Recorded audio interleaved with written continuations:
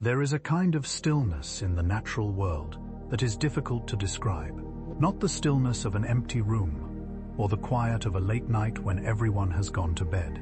This is a deeper stillness, an older one, a stillness that has existed for millions of years, quietly written into the biology of creatures that learned, long ago, how to let the world go on without them for a while. We call it hibernation, and tonight, we are going to spend a long, unhurried time exploring it together. If you are listening to this as you drift towards sleep, then in a small way, you already understand something of what we will be discussing. You are preparing your body for a kind of retreat, a gentle withdrawal from the noise and activity of the waking world. Your breathing will slow, your heart rate will ease, your body temperature will shift slightly, your mind will soften at its edges, releasing its grip on thoughts, on tasks, on time. Animals that hibernate do something similar, only they do it more completely, more profoundly, and for much, much longer. Imagine a small brown bear, somewhere deep in the forests of North America. It is late autumn. The days have been growing shorter for weeks now. The light arrives later each morning and disappears earlier each evening. The air has taken on a sharpness that was not there in summer. The berries and fish and roots that sustained the bear through the warmer months are becoming harder and harder to find. And so, gradually, the bear begins to change. Not dramatically, not all at once. Quietly, gently, almost imperceptibly at first. It eats more, far more than usual. Its body is preparing, storing, laying down layer upon layer of fat beneath its skin and around its organs. It seeks out a den, perhaps a hollow in the earth, perhaps a cave, perhaps a sheltered space beneath the roots of an ancient fallen tree. It begins to slow down. Its movements become less purposeful, less urgent. It spends more time resting. And then, one day, or perhaps one night, though by then the distinction has begun to blur, it settles itself into its den, lowers its great head, and closes its eyes. And it stays there, for months. Outside, snow falls, temperatures plummet, ice forms on the surfaces of rivers and lakes. The forest becomes a quiet, crystalline world, hushed and slow. But inside the den, the bear breathes softly. Its heart beats slowly. Its body, sustained by those carefully stored layers of fat, continues to function. Quietly, minimally, efficiently, as weeks and then months pass. How does it do this? That is one of the questions we will gently explore tonight. Because hibernation is not simply a long nap. It is one of the most remarkable physiological transformations in the animal kingdom. It is a state that scientists have spent generations trying to understand, and one that continues, even now, to hold mysteries that have not yet been fully explained. We will meet bears, of course, but we will also spend time with other hibernators. The tiny little brown bat, tucking itself into the cool darkness of a cave. The Arctic ground squirrel, descending to temperatures that would be lethal in almost any other mammal. The fat-tailed dwarf lemur of Madagascar, drifting into torpor inside a hollow tree. The hedgehog, curled into a soft ball beneath a pile of autumn leaves. We will look at what happens inside the body during hibernation. The slowing of the heart, the cooling of the body's core, the dramatic changes in metabolism and brain activity. We will look at how animals know when to begin, the biological clocks and environmental signals that trigger this ancient process. We will look at how they survive months without eating or drinking, without moving, without the activities that most living things depend on to stay alive. And we will look at the mysteries that remain, because there are many. Science has learned a great deal about hibernation over the past century, but the deeper you look, the more questions appear. There are things about this process that we do not yet fully understand, mechanisms that have not yet been mapped, signals that have not yet been decoded, phenomena that continue to puzzle the researchers who spend their careers studying it. That is one of the things that makes this subject so quietly beautiful. It is not a closed book. It is still being written. But for now, as we begin, there is no need to hold any of that lightly.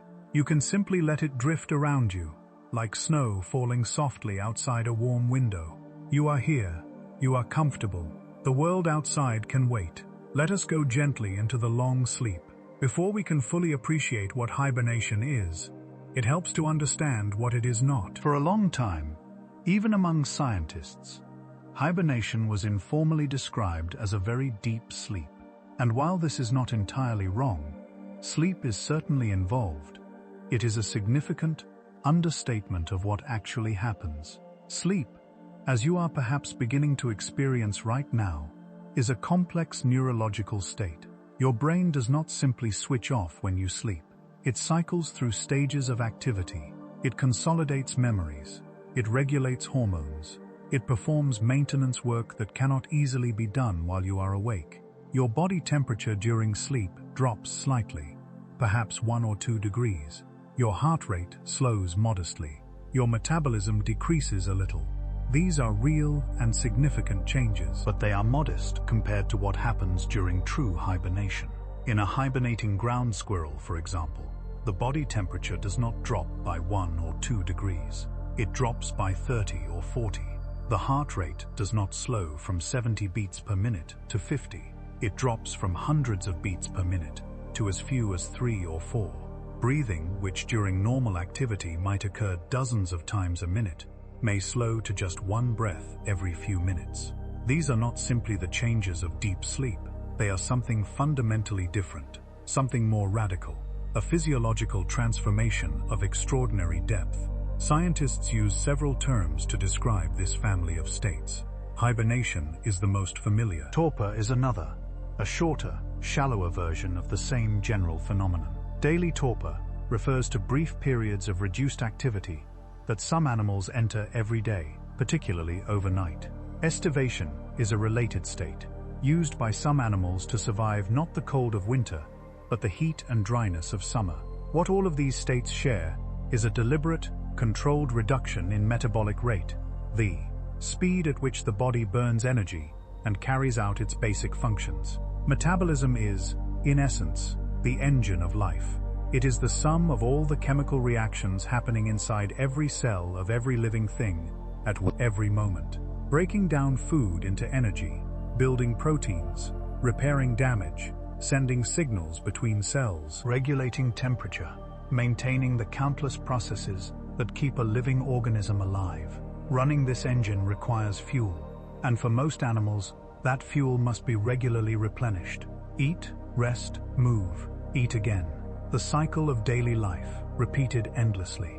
But what if the fuel runs out? What if winter comes and the food disappears, and the temperatures drop so far that simply staying warm would require more energy than the body has available? For most animals, the options are limited. Some migrate, traveling hundreds or thousands of miles to reach warmer places where food remains available.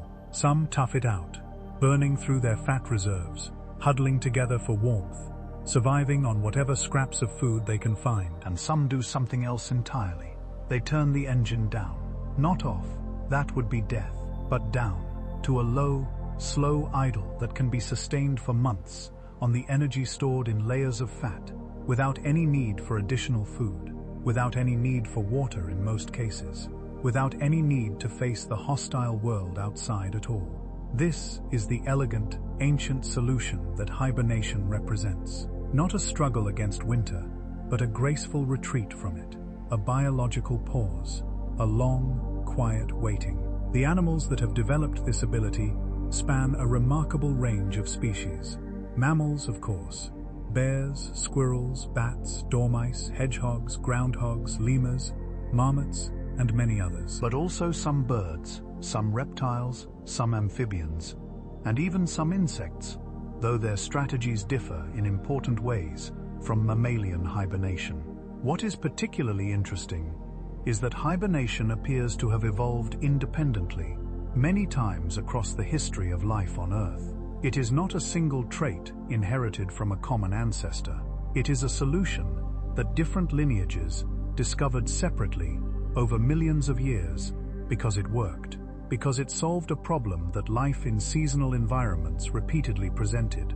This independent evolution tells us something important. It suggests that the underlying biology of hibernation, the mechanisms by which a warm-blooded animal can safely cool itself, slow itself, and then return to full function is not impossibly complex.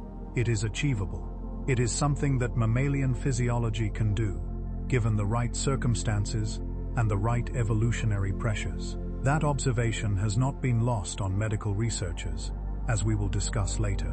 But for now, let us simply sit with the quiet wonder of it. Across millions of years, in forests and mountains and deserts and caves on every continent, animals have independently discovered the same beautiful solution to the problem of winter. Turn inward, slow down, wait. There is something almost meditative about that. One of the most remarkable aspects of hibernation is not the state itself, but the weeks and months of preparation that precede it. Animals do not simply stumble into hibernation unprepared. Their bodies undergo a long, carefully orchestrated series of changes in the weeks leading up to their withdrawal. Changes in behavior, in physiology, in the way their cells function and their organs operate. A gradual, unhurried readying of the body for the long stillness ahead. Perhaps the most visible of these preparations is hyperphagia. Hyperphagia, from the Greek words for excessive eating, is the period of intense, driven food consumption that many hibernators enter in the late summer and autumn. During this time, an animal's appetite expands dramatically. A black bear in hyperphagia may consume 20,000 calories in a single day, roughly 10 times what it would eat under normal circumstances.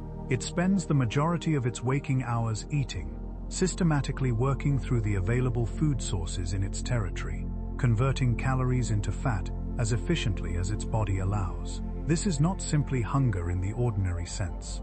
It is a biologically driven imperative, triggered by hormonal changes and responding to environmental cues. The bear is not choosing to eat more because food is available and tastes good. It is compelled to eat, at a deep physiological level, because its body recognizes what is coming and is preparing accordingly. The fat that accumulates during hyperphagia is not merely stored under the skin.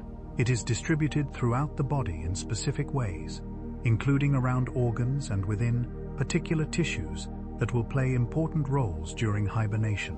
Different types of fat serve different functions, some providing insulation, some providing fuel, some, in certain animals, playing an active role in initiating or maintaining the hibernation state itself. There is a particular type of fat called brown adipose tissue, brown fat, that is especially important in the hibernation story. Unlike the more familiar white fat, which functions primarily as energy storage, brown fat is metabolically active. It generates heat. It does this through a remarkable cellular mechanism involving special proteins in its mitochondria that essentially uncouple the normal energy conversion process, releasing the energy as heat rather than storing it in chemical form. Brown fat is critically important in the process of arousal from hibernation, the warming up phase. We will come back to that. But the point here is that the laying down of these fat stores is not random. It is precise, biochemically regulated, and anticipatory. The body is not simply getting fatter, it is equipping itself for a very specific physiological journey. Beyond eating, the behavioral changes during this preparation period extend to the selection and preparation of the den site. Different animals approach this differently. Bears are relatively casual about their dens, sometimes making use of simple depressions in the ground or fallen logs with very minimal preparation. Other animals are more elaborate. The yellow-bellied marmot, for example, which hibernates in the mountains of western North America, excavates burrow systems that may extend several feet underground, with dedicated sleeping chambers lined with grasses and other soft materials. The burrow's depth provides crucial insulation from the extreme cold at the surface. The lining materials help trap warmth and provide physical comfort during the long months ahead. Ground squirrels cache food in or near their burrows, though their relationship with that cached food during hibernation is more complex than it might appear.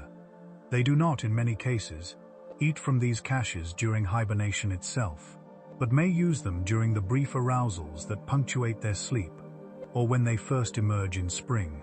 Bats, which are among the most widespread and diverse hibernators, gather in large numbers in caves, mines, and other sheltered spaces, called hibernacula. The choice of hibernaculum is critical. The temperature must be cool enough to allow the bat body temperature to drop to safe hibernation levels, but not so cold that it risks freezing. The humidity must be sufficient to prevent dehydration over months of immobility, and the site must be undisturbed. Even a brief arousal from hibernation burns energy that a bat may not be able to spare. This collective gathering of bats is one of the quiet wonders of the hibernating world. Thousands, sometimes tens of thousands of small furry bodies hanging from cave ceilings and walls, their wings folded around them, their breathing barely perceptible, their heartbeats slow and widely spaced. A cave full of hibernating bats feels like a room full of very delicate, very precious stillness. All of these preparations share a common quality. They are unhurried. They unfold over weeks. They are not the frantic last-minute scramble of an animal caught off guard by winter, but the calm, methodical readiness of one that has known, at some deep biological level, what was coming all along. How does the animal know? That is a question with a beautifully complex answer. Somewhere inside the body of a hibernating animal, there is something keeping time, not in the way that a clock on a wall keeps time, not with gears or oscillating crystals or digital circuits, but in a way that is, in its own quiet fashion, just as precise, just as reliable, just as patient.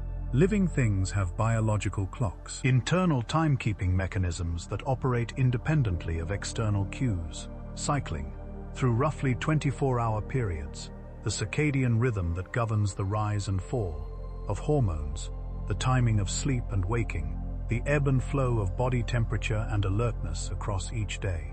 But for hibernating animals, there is also something beyond the circadian clock, something that tracks not just the hours of the day, but the longer arc of the seasons. A circannual clock, a biological timekeeper running on a roughly annual cycle. Evidence for this circannual rhythm comes from elegant laboratory experiments. When animals like ground squirrels or marmots are kept in laboratory conditions with constant temperature, constant light, and constant food availability, conditions that eliminate all the obvious environmental signals of changing seasons, they still, reliably, cycle in and out of hibernation-like states on an approximately annual schedule. They still become hyperphagic at roughly the right time of year. They still enter torpor. They still arouse, without any external cue telling them what time of year it is. This tells us that the timing of hibernation is not simply a response to external conditions. It is driven by an internal program, an endogenous rhythm that runs even in the absence of the environmental cues that would normally reinforce and fine-tune it. That said, external cues, what biologists call Zeitgebers, from the German for time givers, do play an important role in calibrating and sharpening this internal timing. The most important of these is photoperiod, the length of the day, or more precisely, the length of the night. As autumn approaches in temperate regions, the days grow shorter and the nights longer. This change in photoperiod is detected by specialized cells in the animal's eye and relayed to a tiny region of the brain called the suprachiasmatic nucleus, which serves as the master pacemaker of the circadian system. From there, signals pass to the pineal gland, which responds to lengthening nights by increasing its secretion of a hormone called melatonin. Melatonin is often described as the darkness hormone. Its levels rise in the evening and fall in the morning, helping to synchronize the body's internal clock with the external light-dark cycle. In hibernating animals, the pattern of melatonin secretion across the year, rising as nights lengthen, falling as they shorten, appears to serve as a seasonal signal, helping to align the internal circannual clock with the actual calendar. Temperature is another important Zeitgeber. Falling ambient temperatures in autumn reinforce the signals from photoperiod, helping to confirm that winter is indeed approaching. And food availability, or more precisely, The hormonal and metabolic consequences of reduced food intake may also play a role. But the internal clock remains primary. Even blind animals, deprived of all light cues, will cycle through hibernation. Even animals kept at constant temperature will do so. The program is internal. The external cues only refine it. What is the purpose of this internal clock? Why should an animal have a circannual rhythm rather than simply responding to environmental conditions as they occur? One answer is reliability. Environmental conditions are variable. A warm autumn might delay the onset of cold temperatures by weeks. A late spring might prolong winter conditions unexpectedly. If an animal's hibernation were triggered purely by immediate conditions, entering torpor only when it got cold, arousing only when it got warm, it could easily be misled by short-term fluctuations. A warm spell in midwinter might trigger an ill-timed arousal, wasting precious energy in a landscape that still offers nothing to eat. The internal clock provides a more stable, longer-term signal. It says, in effect, regardless of what the weather is doing right now, this is the time of year when the conditions for survival are reliably poor, and this is the time when they reliably improve. Trust the calendar more than the weather. There is something deeply wise about that, and something, perhaps, that resonates with our own experience. We too have internal rhythms that tell us when to rest, when to be active, when to be alert, when to let go. We too carry clocks inside us that were shaped by millions of years of life on a turning, tilting planet. Though our clocks, thankfully, do not ask us to sleep for 6 months, the transition into deep hibernation is not a sudden event. It is a gradual process, unfolding over hours or days, as the body progressively surrenders its normal operating parameters and descends into a state that would, in any other context, look very much like death. Let us follow this descent gently. In the days and weeks before entering true hibernation, many animals enter a state of RNA, pre-hibernation torpor, a period of increasing drowsiness and reduced activity that serves as a kind of transitional zone between normal waking life and deep hibernation. Activity decreases, time spent in the den or sleeping site increases, body temperature begins to fluctuate more widely, sometimes dropping significantly overnight before returning to near normal levels during brief periods of activity. These pre-hibernation fluctuations may serve a physiological purpose, a kind of rehearsal for the deeper drops to come, allowing the body's haze systems to adjust gradually, rather than making the full transition all at once. Then, at some point, triggered by the convergence of internal clock signals, hormonal changes and external cues, the animal makes its final retreat. It settles into its den. It takes its last waking breath of autumn air, and the descent begins. Body temperature falls first. In a bear, this decline is relatively modest. Bears are sometimes called facultative hibernators or shallow hibernators because their body temperature does not drop as dramatically as in other species. A hibernating bear's core temperature may fall only a few degrees below its normal level. This is thought to be related to the bear's large body size. A very large body loses heat slowly, and the energy cost of rewarming a large body from a very low temperature would be enormous. In smaller hibernators, the temperature drop is far more dramatic. A hibernating Arctic ground squirrel may allow its body temperature to fall to just above freezing, sometimes even slightly below. Its core temperature may sit at -2 or -3 degrees Celsius for weeks at a time. In any other warm-blooded animal, such temperatures would cause the proteins in cells to malfunction, ice crystals to form in tissues, and irreversible damage to cascade through every organ. The fact that ground squirrels can do this without harm, and then rewarm completely and resume normal function, is one of the most remarkable feats in mammalian biology. How do they do it? This is an area of active research, and a complete answer has not yet been found. But part of the answer involves changes at the cellular and molecular level, changes in the composition of cell membranes that help them remain fluid at low temperatures, changes in the behavior of proteins and enzymes, and possibly the production of special, protective molecules that help prevent ice formation or cellular damage. As body temperature falls, the metabolic rate falls with it. This is partly a simple physical consequence. Chemical reactions slow down as temperature decreases, but it is also actively regulated. The hibernating animal is not simply cooling passively, like a stone in winter air. It is actively managing its own temperature and metabolism, making biochemical adjustments that go beyond what passive cooling would produce. Breathing slows dramatically, heart rate plummets. In a hibernating little brown bat, the heart rate drops from around 300 beats per second during active flight to as few as 8 beats per minute during hibernation. In some ground squirrels, it may drop to 3 or 4 beats per minute, 1 beat every 15 or 20 seconds. These are heartbeats so slow and faint that early naturalists, examining hibernating animals in the field, sometimes concluded that the animal was dead. Brain activity, too, changes profoundly. The pattern of electrical activity in a hibernating brain looks nothing like normal sleep, and nothing like wakefulness. Some regions of the brain become almost completely inactive. The intricate dance of neural signals that underlies conscious experience, memory, sensory processing, and motor control slows to a near standstill. This is, in some ways, the most thought-provoking aspect of hibernation. What does it mean to be a mind suspended in such a state? Is there any experience at all? Any flicker of awareness? Science does not yet have the tools to answer these questions with confidence. They remain, gently, in the realm of mystery, and yet the body persists, not thriving, not growing, not doing very much at all in the ordinary sense, but persisting, alive, waiting, sustained by the patient chemistry of stored fat, slowly burning its reserves through months of still, cold darkness.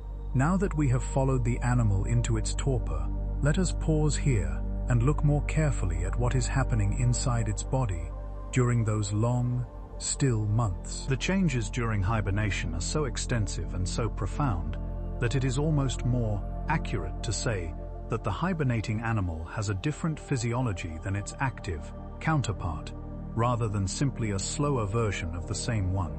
Consider the cardiovascular system. During normal activity, the heart beats steadily, pumping blood through a network of vessels that reaches every tissue in the body. This blood delivers oxygen and nutrients and carries away waste products, carbon dioxide, metabolic byproducts, continuously. The entire system is maintained at a delicately regulated temperature and pressure. During hibernation, this system does not simply slow down, it reorganizes. Blood flow is redistributed, less to the muscles and peripheral tissues, more to the vital organs that must continue to function, even at minimum levels. The heart itself undergoes changes in its electrical properties to function safely at very low temperatures.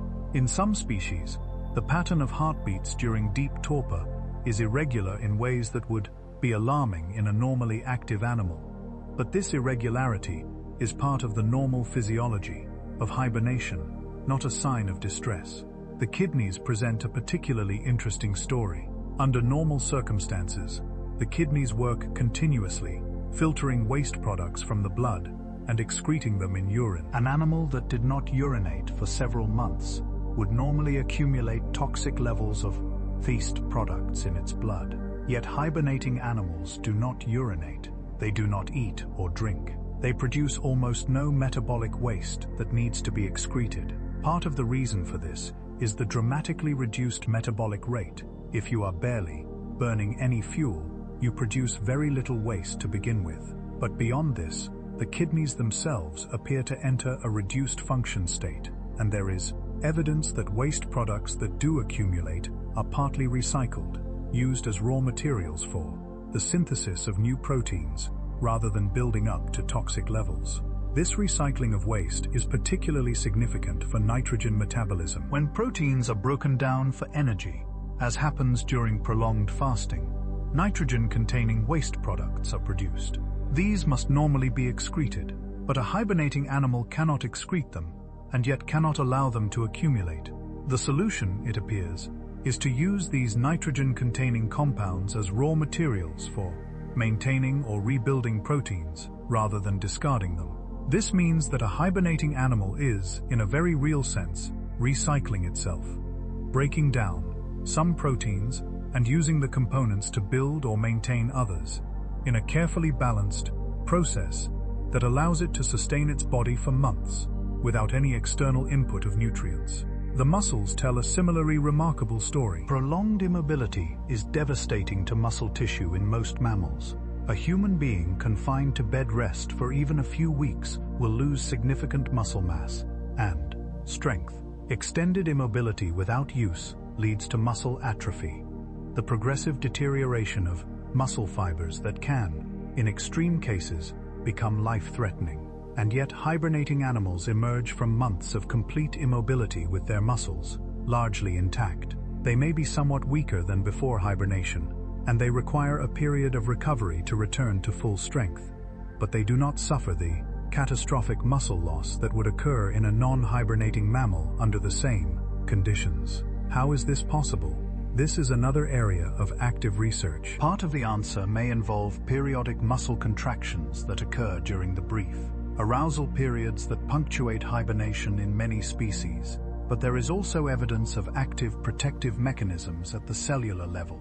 Changes in gene expression, hormone levels, and metabolic pathways that help preserve muscle tissue during the long fast. The bones tell a similar story. In non-hibernating mammals, extended immobility leads to significant bone loss, the same kind of bone deterioration that affects people who are bedridden for long periods, or that afflicts astronauts in the microgravity of space. Yet hibernating bears emerge in spring, with their bones largely intact, despite having been essentially immobile for 5 or 6 months. Understanding how hibernating animals achieve this, how they protect muscles, bones, organs, and cellular structures against the damage that prolonged immobility and fasting normally causes, is not just a question of biological curiosity. It has direct implications for human medicine, and we will return to that thread later in our journey tonight. For now,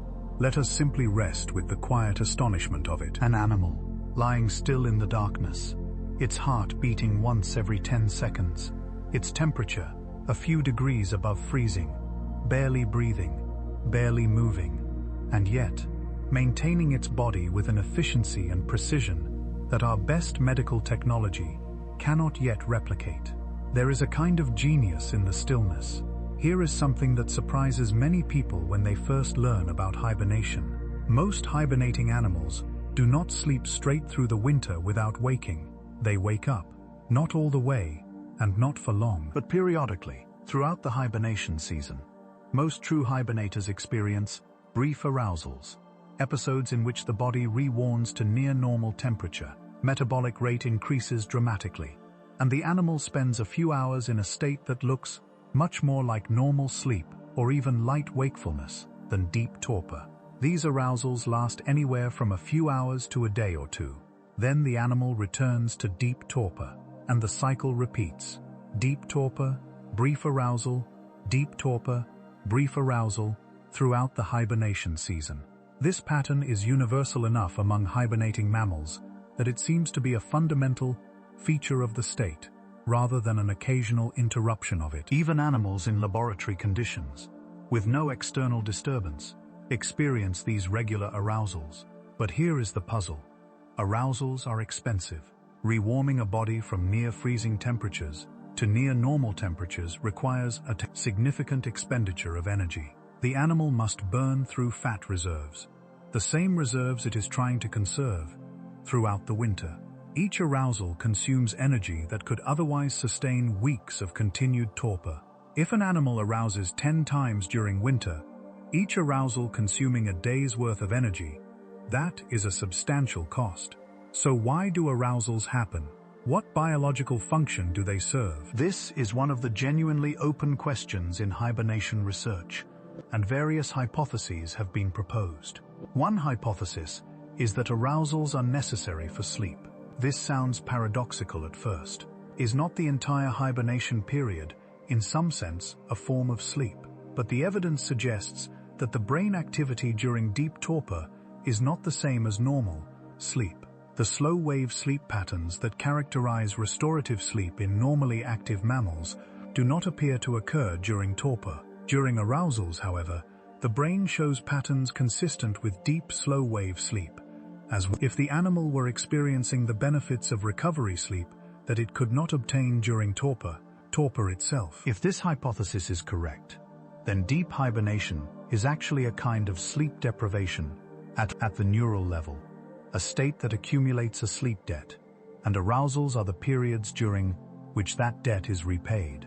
The animal is sleeping during its arousals, in the deepest neurological sense of the word, and then returning to the metabolically efficient but neurologically depleted state of torpor.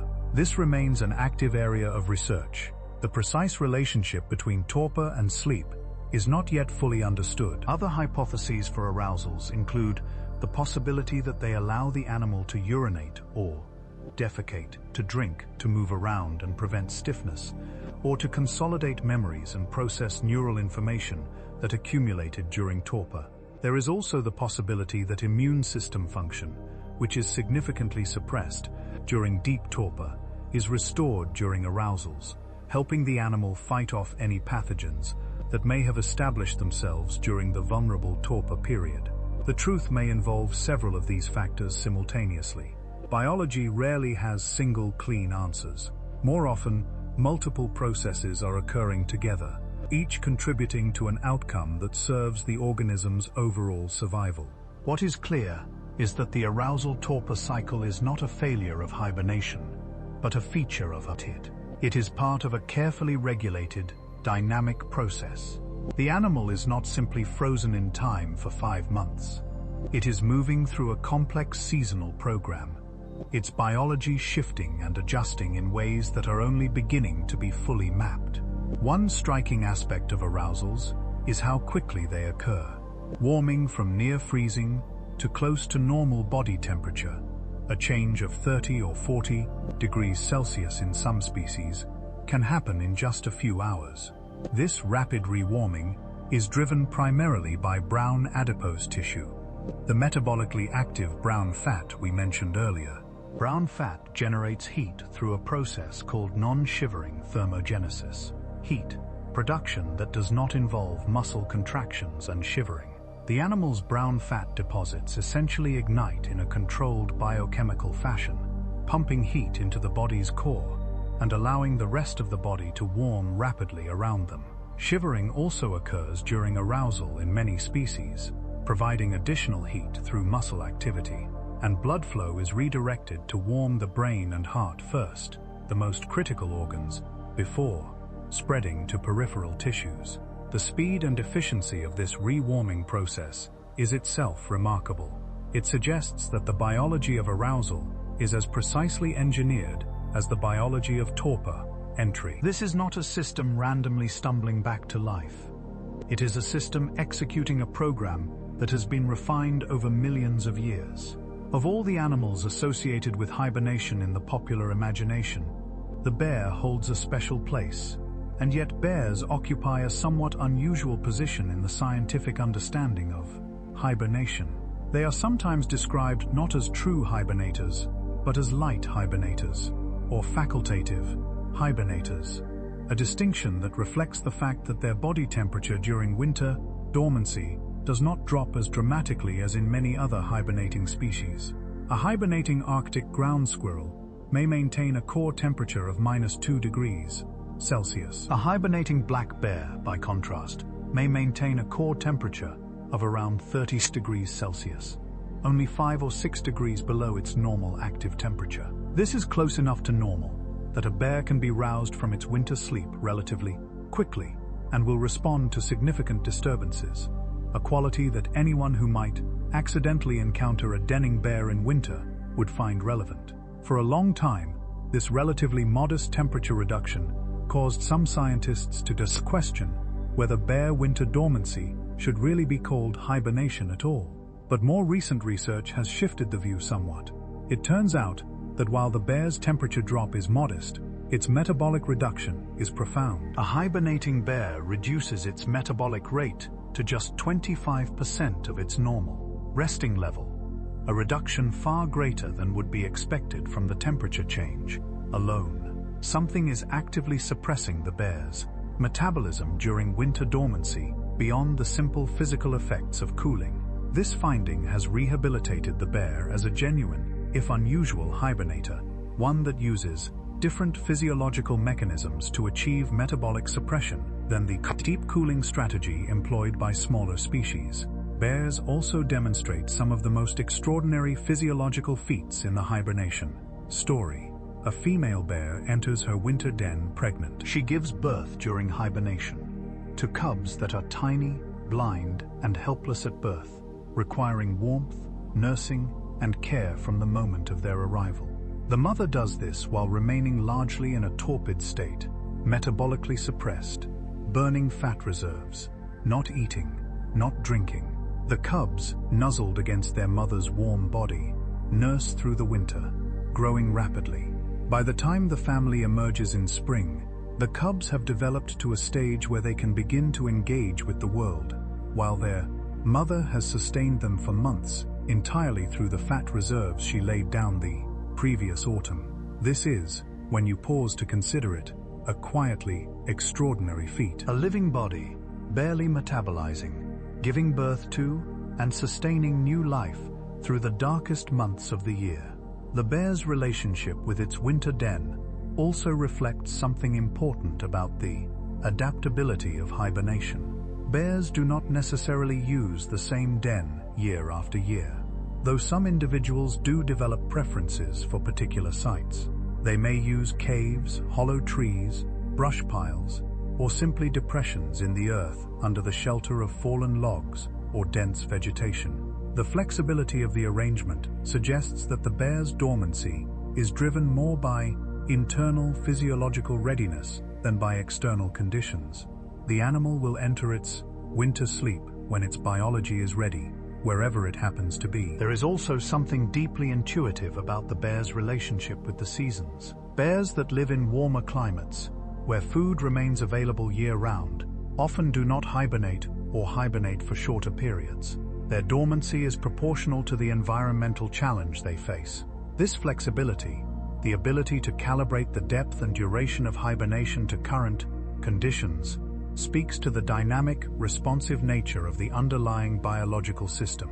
In terms of sheer numbers and diversity of species, bats may be the most important hibernators on Earth. There are more than 1,400 species of bats, roughly 1 in 5 of all known mammal species. They occupy almost every habitat on the planet, from tropical rainforests to temperate woodlands to Arctic tundra. Many of them, particularly in temperate regions, depend on hibernation to survive the winter months when their insect prey disappears.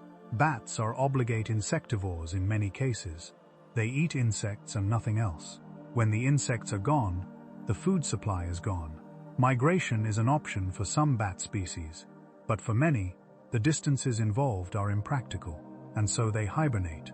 The hibernacular that bats choose, the caves, mines, tunnels, and buildings where they gather in winter, represent one of nature's quieter spectacles. Walking into a hibernating bat cave is an experience of profound, almost cathedral stillness.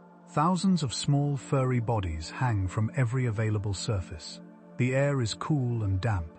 The only sounds are the faintest occasional rustle, the barely perceptible exhalation of breath from hundreds of sleeping bodies. The choice of hibernaculum is critical for a bat's survival.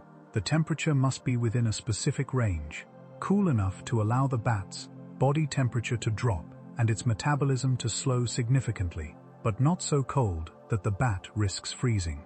For most temperate bat species, the ideal hibernation temperature is somewhere between 2 and 10 degrees Celsius. Within this range, the bat can minimize its metabolic rate while maintaining a small buffer above the freezing point of its tissues. Humidity matters too.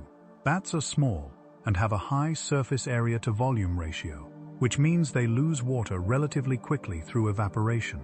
A hibernating bat cannot drink or eat, so any water lost during hibernation cannot be replaced until spring. Humid hibernacula help to reduce evaporative water loss, allowing bats to survive the winter without dehydration. The precise positioning of individual bats within a hibernaculum also reflects careful thermal strategy. Bats roosting deep within a cave, where temperatures are most stable and warmest, expend less energy staying above the critical minimum temperature. Bats roosting near cave entrances, where temperatures fluctuate more and drop lower, may freeze unless they have particularly good fat reserves or particularly effective biochemical cold protection. The social dynamics of bat hibernation are still being studied. Some species are solitary hibernators, spreading out through a cave individually. Others cluster together in tight groups, a behavior that may help conserve warmth, each bat contributing body heat to a communal thermal envelope. The dynamics of these clusters, how they form, how they maintain appropriate temperatures, what individual bats gain and give within them, are an area of ongoing scientific interest. One of the great modern tragedies of bat hibernation is a disease called white nose syndrome, caused by a fungus called Pseudogymnoascus destructans. This fungus grows on the skin of hibernating bats, causing irritation that triggers abnormally frequent arousals from hibernation. These extra arousals deplete the bat's fat reserves prematurely. The bat burns through its winter fuel supply long before spring arrives and starves to death while still in its cave. White nose syndrome has killed many millions of bats across North America since its arrival in the mid-2000s. Some species have lost more than 90% of their population in affected regions. The ecological consequences of such a dramatic loss of insectivore populations are still unfolding. Bats play an important role in controlling insect populations, and their decline has implications that extend through entire ecosystems. This is a difficult story, and it sits somewhat uneasily in a documentary meant to be soothing and relaxing. But it is part of the fuller picture of hibernation in the modern world. A reminder that the ancient biology of winter sleep exists within a world that is changing rapidly, and that the delicate balance of hibernation physiology can be disrupted in ways that have profound consequences. We pass through this story gently, and we honor those losses. And then we move on into lighter territory. If you were to rank the hibernating mammals by the extremity of their physiological feats, the Arctic ground squirrel would likely stand at or near the top of the list.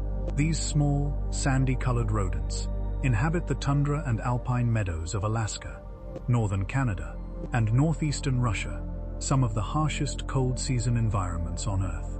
They hibernate for 7 to 8 months of the year, and during that time, they achieve body temperatures that should, by any reasonable biological logic, be lethal. The Arctic ground squirrel can reduce its core body temperature to -2 or even -3 degrees Celsius. Its blood, by normal standards, should freeze at such temperatures.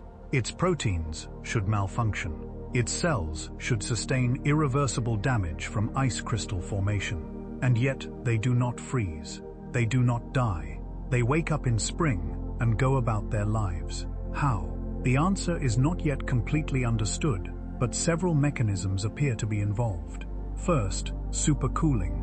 Water, and by extension blood and other biological fluids, can be cooled below their freezing point without actually freezing, if done carefully, and if the liquid is very pure and free of nucleation sites, particles or surfaces around which ice crystals can begin to form. Arctic ground squirrels appear to have blood that supercools unusually readily, dropping below zero without freezing.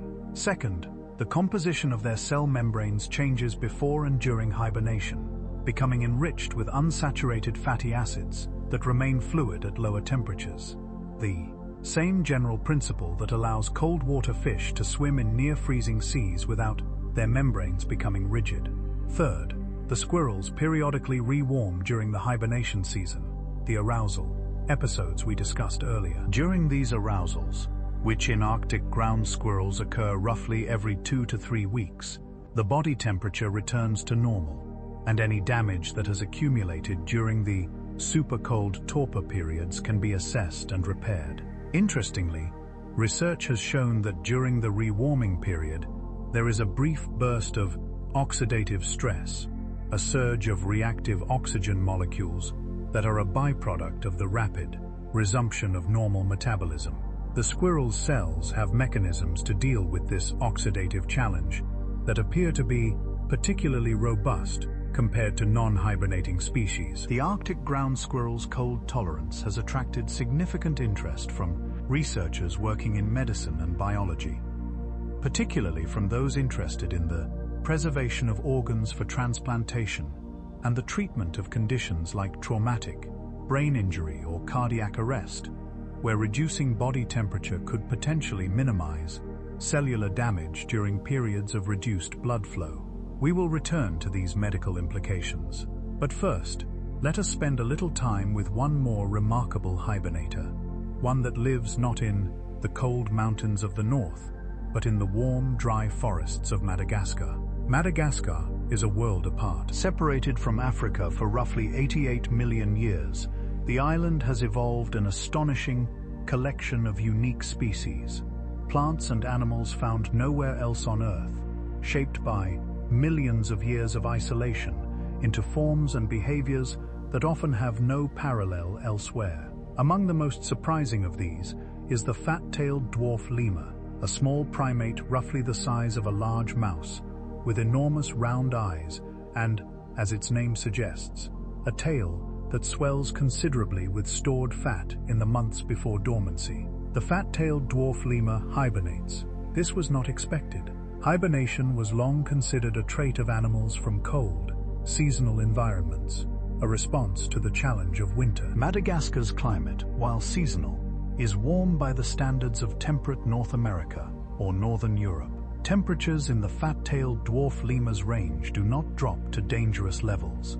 There is no risk of freezing, and yet these little primates enter a state of prolonged torpor every year, spending 5 to 7 months curled up inside hollow trees, their metabolic rates dramatically reduced, their body temperatures fluctuating widely with the ambient temperature of their shelter. This discovery was scientifically significant for several reasons. First, it extended the known range of mammalian hibernation into the tropics, a region where it had not previously been documented. This suggested that hibernation might be more phylogenetically widespread than had been assumed, and raised questions about whether the trait was more ancestral in mammals than previously thought.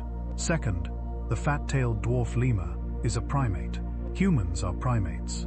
Finding that a primate can hibernate raises the theoretical question of whether the underlying biology, dormant in humans, but perhaps present at some level in our genome, could ever be awakened. This is a question that most scientists treat with appropriate caution. The fat-tailed dwarf lemur is a very distant primate relative. The physiological differences between it and humans are enormous. There is no direct evidence that humans retain any functional hibernation capacity, and yet the discovery that a primate can hibernate has lent a small but real measure of additional interest to the long-standing scientific and medical fascination with understanding the mechanisms of torpor. The fat-tailed dwarf lemur also presents an interesting case study in the relationship between hibernation and climate. Its dormancy appears to be triggered not primarily by cold temperatures, but by a combination of reduced food availability and water scarcity during the dry season. This is a form of estivation more than classic hibernation, a retreat from heat and drought rather than from cold. The underlying physiology may be similar, but the environmental trigger is different. This diversity of contexts in which torpor occurs, cold winters in temperate zones, hot dry seasons in the tropics, resource bottlenecks in a wide range of environments, speaks again to the versatility and adaptability of this biological strategy. It is not a single response to a single challenge. It is a general capacity for metabolic flexibility that has been deployed across an enormous range of ecological contexts. There is an animal that has lent its name to the very concept of drowsy, excessive sleepiness. An animal so deeply associated with sleep that it makes an appearance in one of the most famous, whimsical novels in the English language, the dormouse. These small, round-eyed, furry rodents of Europe and Asia are among the most committed hibernators in the mammalian world. The hazel dormouse, the best-known European species, spends approximately 6 to 7 months of the year in hibernation, more time asleep than awake over the course of a full year. Some individuals, in particularly harsh conditions, have been recorded sleeping for even longer. Lewis Carroll's dormouse, perpetually falling asleep at the Mad Hatter's tea party, is drawn from this very real biological tendency. The dormouse is genuinely, profoundly, almost heroically sleepy. What makes dormice particularly interesting from a scientific perspective is the combination of their extreme hibernation commitment and their relatively small body size. Small animals lose heat more quickly than large ones. The relationship between surface area and volume means that a mouse-sized animal cools much faster than a bear-sized one. To counteract this, hibernating dormice need either very good insulation, very good metabolic cold tolerance, or access to hibernation sites with stable temperatures. The hazel dormouse addresses this partly through behavior. It builds elaborate nests of woven grasses and mosses, which provide excellent insulation. It also hibernates at relatively shallow depths underground, or within the bases of dense vegetation, where temperatures, while cool, do not reach the extremes of the exposed surface. But the dormouse's most remarkable hibernation adaptation may be its metabolic efficiency.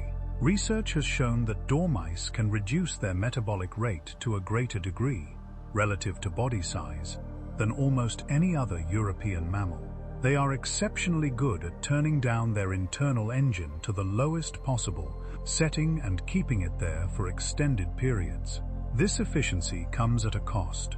Like all hibernators, dormice emerge from winter in a weakened state, having burned through a significant portion of their body mass. A dormouse that does not accumulate sufficient fat reserves before entering hibernation faces a serious risk of not surviving the winter. This makes the pre-hibernation feeding period, the hyperphagia of autumn, especially critical for these small animals. The hedgehog, another familiar European hibernator, faces similar challenges. Though not as extreme a hibernator as the dormouse, hedgehogs spend 4 to 5 months in winter dormancy, curled into their characteristic ball inside a nest of leaves and grasses. They are arguably the most widely known hibernating animal in Europe, and their tendency to nest in piles of autumn leaves has given rise to the autumn tradition of checking leaf piles before burning them, a quiet act of interspecies consideration that has persisted for generations. In North America, no hibernating animal is more culturally embedded than the groundhog. The groundhog, also known as the woodchuck, or by its scientific name Marmota monax, is a large ground squirrel, one of the marmots, inhabiting the eastern and central parts of the Phorcyides. It is a genuine true hibernator, spending 5 to 6 months in deep torpor, its body temperature dropping close to the ambient temperature of its underground burrow, its heart rate slowing dramatically, its metabolism reduced to a tiny fraction of its active level. Every year on the 2nd of February, in the town of Punxsutawney in Pennsylvania, an elaborate ritual takes place. A groundhog named Punxsutawney Phil is roused from his winter quarters and presented to a Phil's crowd. According to the tradition, if Phil sees his shadow when he emerges, there will be 6 more weeks of winter. If he does not, spring will come early. The tradition is, of course, a piece of folklore, but it is folklore with deep roots. Versions of the practice can be traced through German-speaking cultures of Europe, who attributed similar predictive powers to the badger, and further back still, through the ancient observation that the February cross-quarter day, approximately halfway between the winter solstice and the spring equinox, was a significant moment in the agricultural calendar. The scientific accuracy of Punxsutawney Phil's predictions is, kindly, unreliable. Groundhogs, like all hibernators, do not emerge because of external weather conditions. Their arousal is governed by internal clocks and physiological readiness, not by a glance at the sky. But there is something worth noting in the cultural persistence of this tradition. Humans have watched hibernating animals emerge from the earth in spring for as long as humans have lived in seasonal environments. The appearance of the groundhog, the bear, the hedgehog, the marmot, these were signs that winter was ending. that the frozen earth was softening, that the long darkness was receding. They were messages from the natural world about the turning of the seasons, read by people who depended intimately on those seasons for their survival. In this sense, the groundhog's cultural role is a kind of echo of genuine ecological attention, the careful, sustained observation of the natural world that pre-modern peoples maintained of necessity, and that we have largely lost in the modern era of climate-controlled buildings and year-round food supplies. There is something quietly beautiful about the persistence of that attention, even in the attenuated, playful form of a February ceremony. We have talked about the body during hibernation, the slowing heart, the cooling temperature, the reduced metabolism. But what happens to the brain? This is one of the most scientifically interesting and least fully understood aspects of hibernation. The brain is the most metabolically demanding organ in the body. In an actively functioning mammal, the brain accounts for a disproportionate share of the body's total energy consumption. In humans, approximately 20% of our resting metabolic rate, despite the brain comprising only about 2% of our body weight. The brain's continuous electrical activity, the constant cycling of neurotransmitters, the maintenance of ion gradients across billions of cell membranes, all of this requires a steady, substantial supply of energy. During hibernation, this energy supply is radically curtailed. Blood flow to the brain decreases, glucose delivery falls, and the brain responds with profound changes in its electrical activity and its structure. The electroencephalogram, the recording of the brain's electrical activity, looks completely different during deep torpor from anything seen in normal sleep or wakefulness. Some regions of the brain show almost complete electrical silence. The intricate patterns of neural activity that underlie conscious experience simply are not present. At the structural level, some hibernating species show reversible changes in the connections between neurons. Synapses, the specialized junctions through which neurons communicate, retract during deep torpor, reducing the number and complexity of neural connections in certain brain regions. This is a dramatic and seemingly risky strategy. The neural circuitry that underlies memory and behavior is being partially dismantled, but during arousal, these synapses reform. The neural architecture that was retracted rebuilds itself, and the animals appear to retain memories and behaviors from before hibernation. They know where their burrow is, they recognize familiar individuals, they remember what they need to know about their environment. This synaptic retraction and reformation may serve a protective function, reducing the energy demands of maintaining synaptic connections during the long, resource-scarce torpor period, then rebuilding when energy is available. But it also raises fascinating questions about the relationship between neural structure and memory, and about the resilience of the biological substrates of memory and identity. A related puzzle involves the sleep deprivation aspect of torpor we mentioned earlier. If the brain's normal slow-wave sleep processes cannot occur during deep torpor, if the neural sphere architecture for such sleep is not present, then what happens to the functions that sleep normally serves? Memory consolidation, neural maintenance, the clearance of metabolic waste products from brain tissue. How are these handled during months of torpor? The arousal periods may be part of the answer. During arousals, slow-wave sleep occurs rapidly and intensely, a compressed burst of neural housekeeping that attempts to address the backlog accumulated during torpor. But whether this is fully adequate, whether there are functions that simply do not occur during hibernation and must wait until spring, is not yet known. What we do know is that hibernating animals emerge from winter with their neurological function largely intact. They can navigate, they can find food, they can engage in the complex social and reproductive behaviors of spring. Whatever the brain does during hibernation, whether it truly sleeps in arousals, or simply waits in torpor, or performs some other kind of maintenance that we do not yet understand, it emerges ready to function. This resilience of the hibernating brain is, like so much of hibernation biology, both a scientific puzzle and a source of quiet wonder. As we go deeper into the biology of hibernation, we arrive at a level of extraordinary detail. the molecular machinery that makes the whole remarkable process possible. Modern research has begun to reveal something of the genetic and biochemical underpinnings of hibernation, and what is emerging is a picture of astonishing complexity and elegance. One of the key findings is that hibernation involves large-scale changes in gene expression.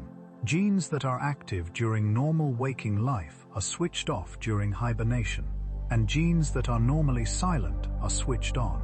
This differential gene expression is not random.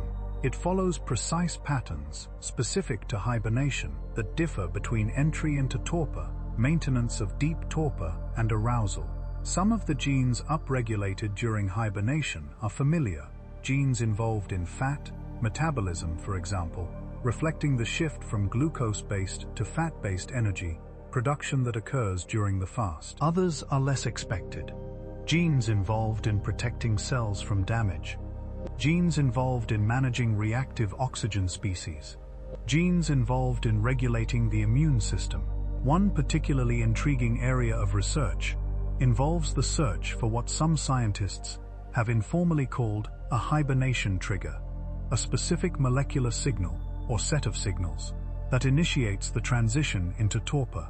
If such a trigger exists, understanding it could have profound implications not just for biology, but for medicine. A substance called hibernation induction trigger, or HIT, was proposed in the 1970s and 1980s, based on experiments suggesting that blood from hibernating animals could induce torpor-like states when administered to non-hibernating animals.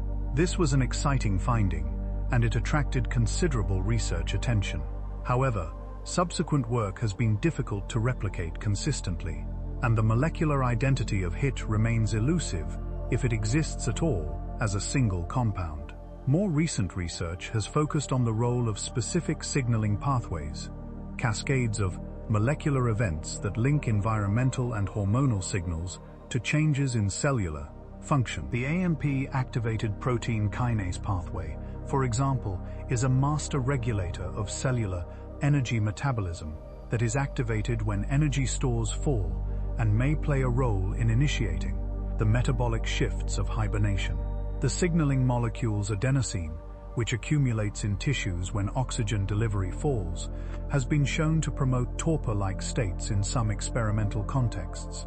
Another active area of research involves the role of hydrogen sulfide, a gas that, at high concentrations, is toxic, but that at very low concentrations acts as a signaling molecule in many biological systems. Some experiments have shown that exposing small mammals to very low concentrations of hydrogen sulfide can induce a reversible torpor-like state, a finding that has attracted significant interest from the medical and scientific community, though the applicability of these findings to larger mammals or to clinical practice remains to be determined. The broader picture that emerges from molecular research on hibernation is one of a highly coordinated, multi-level biological program. Hibernation is not a passive state, not simply what happens when a warm-blooded animal gets cold and stops moving. It is an actively regulated process, driven by specific molecular signals, maintained by specific biochemical mechanisms, and reversed by a coordinated sequence of molecular events. The body does not fall asleep by accident. It chooses sleep at a molecular level, and it manages that sleep with remarkable precision. For decades, researchers studying hibernation have been driven not only by the intrinsic wonder of the phenomenon, but by a practical hope that understanding how hibernating animals achieve their extraordinary physiological feats might lead to medical breakthroughs that could help human patients. The applications that have attracted the most interest are several. Organ preservation for transplantation is one. Currently, donor organs must be transplanted quickly after removal. Hearts within 4 to 6 hours, kidneys within 24 to 36 hours. The cellular damage that accumulates in organs deprived of blood flow is a major limiting factor in transplant medicine. If the metabolic processes underlying this damage could be slowed, if organs could be induced into a torpor-like state that dramatically reduced their rate of deterioration, transplant windows could be extended dramatically, saving many lives that are currently lost because a suitable recipient cannot be found or reached in time. Trauma care is another application. In cases of severe trauma, gunshot wounds, car accidents, battlefield injuries, patients sometimes die not from the injury itself, but from the cascade of cellular damage that follows. The body's attempts to maintain normal function in the face of catastrophic blood loss or oxygen deprivation can, paradoxically, accelerate tissue death, slowing metabolism in trauma victims, inducing a controlled state of reduced physiological activity while the patient is stabilized and treated, could potentially interrupt this cascade and give surgeons more time to address the underlying injury. This application has been explored in what are called emergency preservation and resuscitation protocols, experimental procedures in which patients in cardiac arrest from traumatic injury are rapidly cooled and their circulation replaced with a cold saline solution, buying time for surgeons to repair damage before the patient is re-warmed and resuscitated. Early trials of such protocols have shown some promise, though the technique remains highly experimental. Stroke and cardiac arrest are related applications. When the heart stops, or when blood flow to the brain is cut off by a stroke, neurons begin dying within minutes. Therapeutic hypothermia, cooling the body to reduce brain metabolism during and after a cardiac event, is already used clinically in some cases, with evidence of improved neurological outcomes.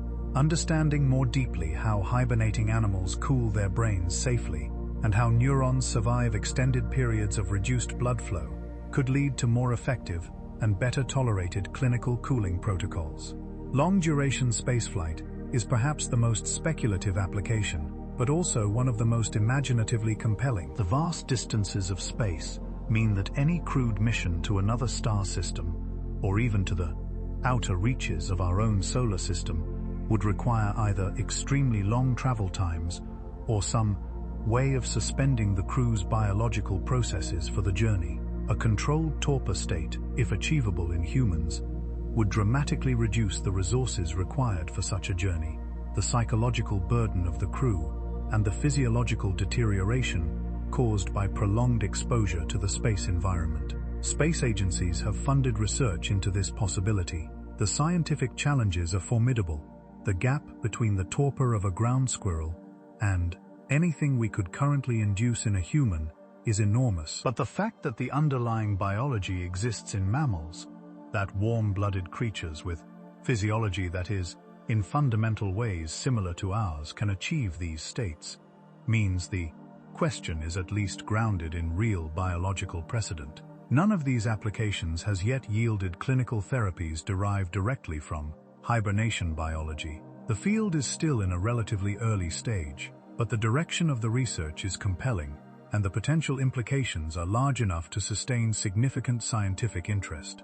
We have traveled a long way together tonight, through the preparation and the descent, through the cold darkness of deep torpor, through the brief warmings of arousal, through the molecular machinery and the evolutionary history, through bears and bats and ground squirrels and dormice and lemurs. And yet, for all that we have explored, there is much that remains genuinely unknown. Why do arousals occur? The sleep-debt hypothesis is compelling, but not yet proven.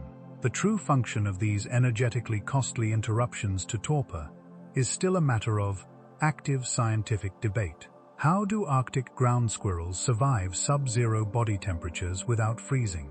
Supercooling and membrane composition changes are part of the answer, but the complete picture has not yet been assembled. What are the molecular triggers that initiate hibernation? The specific signals that flip the biological switch from active life to torpor have not yet been definitively identified. The hibernation induction trigger remains an open question after decades of searching. How does the brain retain memories and functional capacity through months of profound physiological change, including the retraction of synaptic connections? The resilience of memory and neural function through hibernation is documented, but not fully explained. How do hibernating animals avoid the muscle atrophy and bone loss that would devastate a non-hibernating mammal under the same conditions? The protective mechanisms are being studied, but a complete mechanistic account has not yet been established. Why is the fat-tailed dwarf lemur the only known primate hibernator, and what does its existence tell us about the evolutionary origins of torpor in mammals? The broader phylogenetic picture of how and when hibernation evolved in the mammalian lineage is still being assembled. And perhaps the deepest mystery of all, what is the subjective experience, if any, of an animal in deep hibernation? Is there anything it is like to be a ground squirrel at -2 degrees, with a heartbeat of 4 per minute and brain activity near zero? Science does not currently have the tools to answer this question, and it may be a question that by its nature resists answering. These open questions are not failures. They are invitations. They represent the current edge of human knowledge, the places where curiosity is actively reaching into the unknown, where the next generation of researchers will make their discoveries.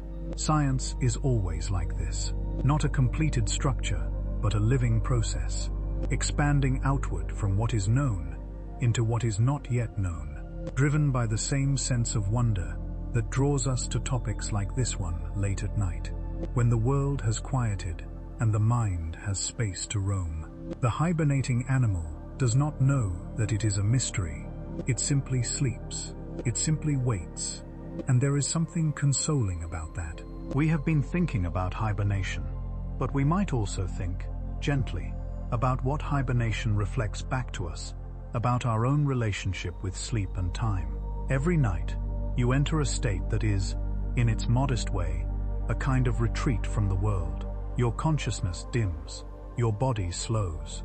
The stream of waking experience, the constant processing of sensation, of thought, of memory, of anticipation, pauses. You are not fully present in the world for those hours.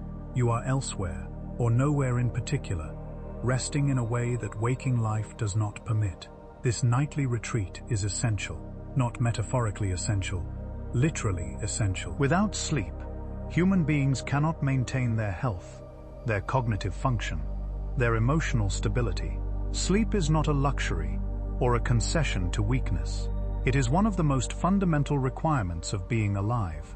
In this sense, we share something real with the hibernating bear, the sleeping bat, the torpid ground squirrel. We share the need to withdraw, the need to let the busy machinery of consciousness rest, the need to give the body time to maintain itself in the quiet, away from the demands of the waking world. The bear's winter is an extreme version of what you do every night, and the animal's trust in the process, its willingness to surrender waking life completely for months at a time, with no guarantee of what it will find when it wakes, trusting only its biology to bring it through, is a kind of lesson, perhaps, in the value of surrender. We often resist sleep. We lie awake with thoughts circling, unwilling to let the day go, uncertain about tomorrow. The thinking mind holds on, reluctant to release its grip on the problem it has not yet solved, the worry it has not yet resolved. The hibernating animal has no such resistance. When its biology says sleep, it sleeps, completely, trusting the long dark to pass, trusting spring to return. There is wisdom in that trust, or at least a kind of grace. And spring does return. This is, perhaps, the most beautiful part of the hibernation story. Not the descent into torpor, which is remarkable enough. Not the long, still months of maintenance in the dark, but the return. As winter loosens its grip and days lengthen again, something stirs in the den. The final arousal from hibernation is not dramatically different from the periodic arousals that have punctuated the winter. The same cascade of brown fat activation, the same rewarming, the same gradual return of heart rate and breathing to something approaching normal. But this time, the animal does not return to torpor. This time, it keeps warming, keeps waking. In the weeks leading up to this final arousal, internal signals, driven by the lengthening days, the slowly rising ambient temperature, the depletion of fat reserves to a threshold level, converge. The circannual clock reaches the point in its cycle that says, now. Hormones shift. The drive toward torpor fades. The drive toward waking grows. And then, one morning or one night, since many hibernators are crepuscular or nocturnal, the animal emerges. For a bear, this emergence is gradual. She may spend several days in a state between hibernation and full wakefulness, moving slowly, not yet eating, still conserving energy while her metabolism ramps back up. The cubs that were born during winter are now mobile and curious, perhaps experiencing the outside world for the first time. Together, the family begins to relearn the rhythms of the active world. For a bat, emerging from a cave in spring is a return to the night sky, to the warm air full of insects, to the freedom of flight. After months of hanging motionless in the darkness, the first flight of spring must be, in whatever way a bat experiences such things, extraordinary. For a ground squirrel, spring emergence means returning to the above-ground world that its burrow lies beneath, the world of grass and light and other squirrels, of the complex social dynamics and territorial negotiations that occupy the active months. The squirrel is thinner than when it went in, its fat reserves depleted by months of torpor, but it is alive. It has made it through, and it will eat. It will rebuild. It will spend the summer preparing, in its quiet way, for the winter that is already, inevitably, on its way again. We have been thinking mostly about hibernation as it exists today, in the animals alive now. But hibernation has a history that extends back long before any of the species we have discussed came into existence. Hibernation, or something very like it, may be ancient. The ability to enter states of reduced metabolic activity in response to environmental challenge may have been present in some of the earliest warm-blooded animals, and possibly in some cold-blooded ancestors long before that. The fossil record, for obvious reasons, does not preserve direct evidence of hibernation behavior. You cannot see a heartbeat or a metabolic rate in a fossilized bone, but indirect evidence can sometimes be found.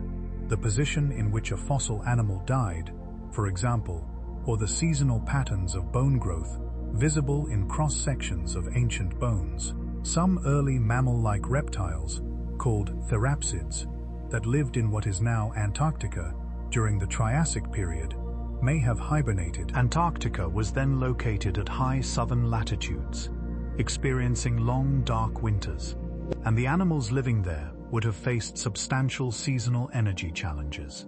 Some of these therapsids show bone growth patterns consistent with seasonal metabolic depression. The question of how far back in our own lineage some capacity for torpor extends is an active and unresolved one. The discovery of hibernation in the fat-tailed dwarf lemur, a primate, has been taken by some researchers as evidence that a latent torpor capacity may exist more broadly in the primate order than previously thought. But this remains speculative, and the evidence is far from conclusive. What is clear is that the evolutionary pressures that favor hibernation, seasonal environments with predictable periods of resource scarcity, have been a feature of Earth's prior climate for hundreds of millions of years. Ice ages have come and gone, continents have moved, climates have shifted, but the broad pattern of seasonal variability at higher latitudes has been a consistent feature of life on this planet for a very long time. And throughout that time, again and again, lineage after lineage has arrived at the same solution. Wait, turn inward, slow down, let the hard season pass. Hibernation research today is, in some ways, at a particularly exciting juncture. The tools of modern molecular biology, genomics, transcriptomics, proteomics, have given scientists unprecedented ability to examine what is happening inside hibernating animals, at the level of individual genes and proteins. Research that would have taken decades in the past can now be accomplished in years. Mechanisms that were entirely opaque are beginning, slowly, to become legible. At the same time, the potential medical applications of hibernation biology are attracting investment and interest from both academic and commercial research programs. The possibility of inducing controlled metabolic depression in human patients for trauma, care, organ preservation, stroke treatment, or long-duration space travel is no longer purely speculative.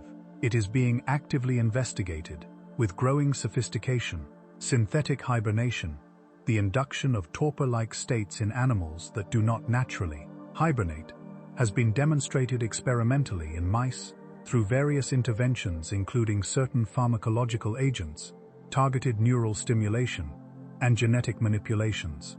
Mice do not naturally hibernate, but researchers have succeeded in inducing reversible states of metabolic depression in them that share some features with natural torpor. This suggests that the underlying physiological machinery for torpor may be more broadly present in mammals than the existence of natural hibernators would suggest. If the capacity for torpor is latent in non-hibernating mammals, present but suppressed, waiting to be activated by the right signals, then the question of how to safely and reliably access that capacity becomes a solvable engineering problem rather than an impossible biological barrier. This does not mean that human hibernation is imminent or straightforward. The differences between a mouse briefly induced into mild torpor and a bear sleeping safely through 5 months of winter are enormous. The differences between either of those and a human being are larger still. Enormous challenges remain, but the direction of travel is toward understanding, and the pace of understanding is accelerating. We are, perhaps, in the early chapters of the hibernation story, not as something that only happens to other animals, but as a biological state that might someday be accessible in new ways, for new purposes, in the service of human health. There is something that we, with all our science and technology, do not yet fully understand about what a hibernating animal knows. Not knows in the intellectual sense, not information, facts, the accumulated data of a conscious mind, but something more embodied than that, a deep biological knowing, a cellular memory of how to be still, how to slow, how to wait. The Arctic ground squirrel knows how to cool its blood without freezing. The bat knows how to hang motionless for months. Its heartbeat spaced so widely, you could count the seconds between one beat and the next. The bear knows how to carry her cubs through the winter in the warmth of her own body, sustained by the quiet burning of summer's abundance. These are not things they learned. They were not taught. They arrived into the world carrying this knowledge in their biology, passed down through generations too numerous to count, honed by selection through millions of winters.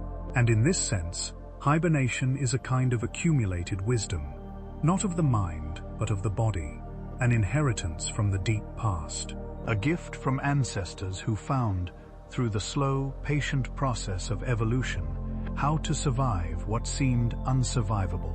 We carry our own version of this, our own body's accumulated knowledge of how to rest, how to repair, how to let go of consciousness for a while, and trust that the body knows what it is doing. Every night, something in us knows how to sleep. Not perfectly, not always easily, but with a deep, ancient competence that we share with every mammal that has ever lived. That competence is written into us. It is ours.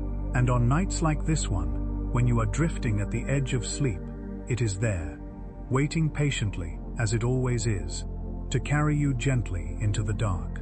We have traveled a long way tonight, through the dens and caves and burrows where animals settle into their long winter rest, through the extraordinary physiology of bodies that can cool themselves to near freezing and return, whole and alive, to the warmth of spring, through the molecular machinery that underlies this ancient art of waiting.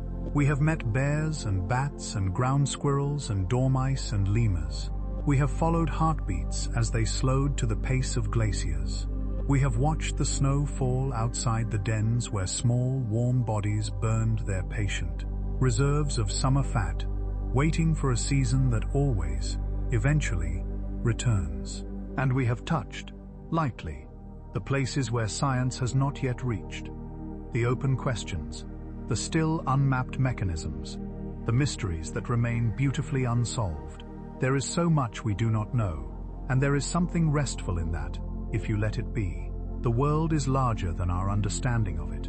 The living things that share this planet with us carry secrets that science is only beginning to uncover. And that is not a failure. It is an invitation to stay curious, to stay attentive, to keep looking gently at the quiet wonders that surround us. But tonight, there is no need to look anywhere but inward. You have done the day's work. You have been present and attentive, and alive in the way that waking requires. And now, like the bear in her den, like the bat in its cave, like the tiny dormouse curled beneath a pile of autumn leaves, it is time to let the world go on without you for a while. Your breathing can slow now. There is nothing you need to figure out tonight. There is no problem that requires your attention in these dark, quiet hours. Let your body do what bodies know how to do. Let the ancient competence of sleep take over. Outside, somewhere, small creatures are sleeping through their winters. Their hearts beat slowly in the cold darkness. Their breath rises and falls, barely perceptible, patient as the turning of the earth. You are part of the same living world that they are part of. The same long history of life on this warm, strange planet. The same continuity of biology, stretching back through millions of years of bodies learning how to rest. Rest now. Let the night hold you. Let the warmth of the bed, the weight of your limbs, the soft rhythm of your breathing carry you down into the deep, restorative darkness of sleep. Spring always comes, and you, like the sleeping world around you, will wake when it does. Good night. Sleep well.